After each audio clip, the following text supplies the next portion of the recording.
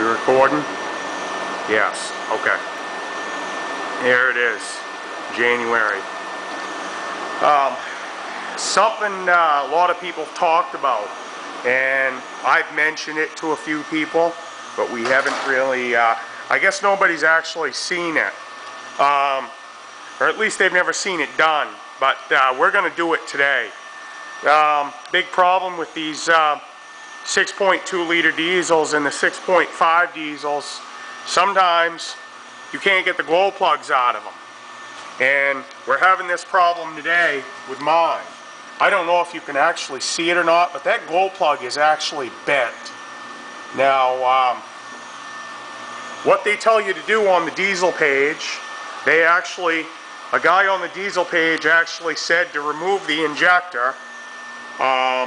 So I bought the socket from my Cornwall guy.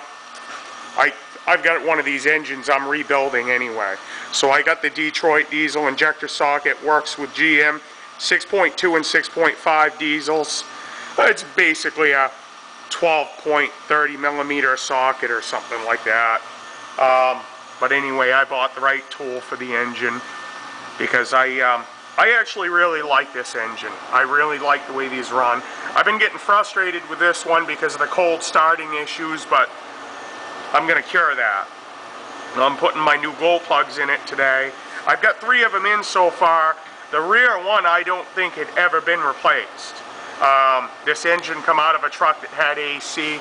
My truck currently doesn't have anything in it, but I am going to put AC in it. So basically I've taken this engine out of a truck that didn't have AC, and since I've taken this out, the problem I believe that they never replaced this rear plug because it was probably impossible to get to the evaporator case next to it. So that's what I'm planning on doing right now. You know, the glow plugs out of the front, they kind of wobbled their way out. But that one rear plug, and it was the first one I tried. So I got a new set of AC 60Gs that I'm going to put in the truck. And this is my toy that I've been building. I threw a cap on it for the winter, keep the snow out of the bed, especially because where it's still a project, I've still got a lot of stuff in the back of it that it's kind of nice to have a dry place to put it. So we had a cap laying on the ground that we wanted up before winter, so that's why I picked the cap up and put the cap on my truck.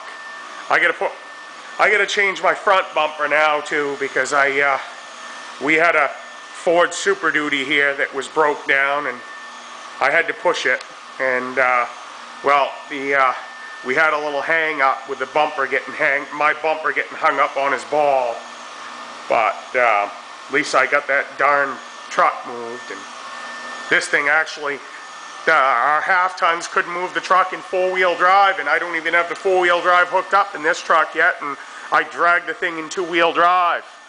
This thing pulls like a skidder the way it's geared. It's got that NV4500 tranny with the granny low and 410s with a locker in the rear.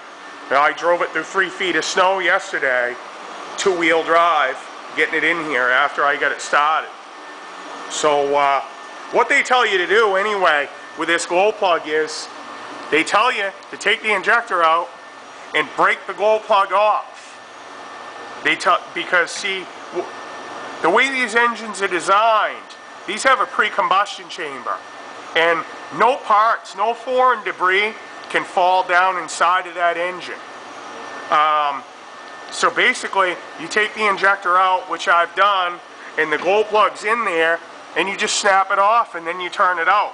Because usually these things don't have a problem sticking in the thread. Now, some people tell you to never seize them, but when I look on all the build forums and stuff, everything I've been on, Diesel Power and everything says not to put never seize on the glow plugs because it'll affect the way they ground in the block. And there was no never seize on them, so I'm not putting never seize on them because I'm trying to make the thing start better, not worse. So let's just see here. As I said, I'm going to I'm going to see if I can snap this thing out. I don't know if you can see it down in there, but she's in there and she's bent. That's why I couldn't get it out, because I tried to get it out and it wouldn't come out. So what I'm going to do, because I don't know how much time I have here on my camera, is I'm going to stop right here and then we will do the aftermath. Thank you.